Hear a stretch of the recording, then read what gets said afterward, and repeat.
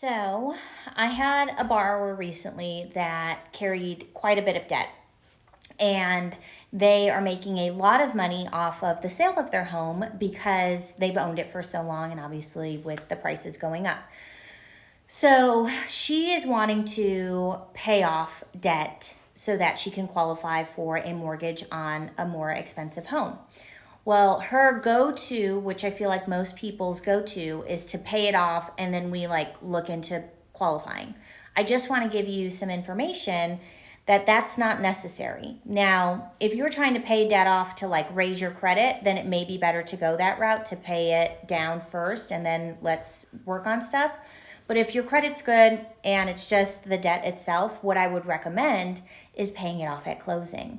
So what we can do, it makes things a lot easier. What we can do is, let's say you have 4 accounts you want to pay off with the equity from the home you're selling, and then we're going to put X amount of dollars towards closing costs and down payment.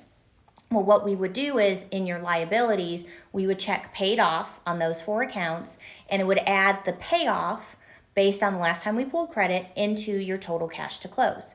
Now, obviously, we have to get a payoff as we get closer to the closing date, but what would happen is you would supply us with the most recent statement, and then we would order a payoff through the creditor, and we would put that final number in your total cash to close. And then you can qualify for that little bit higher purchase price that you were looking for.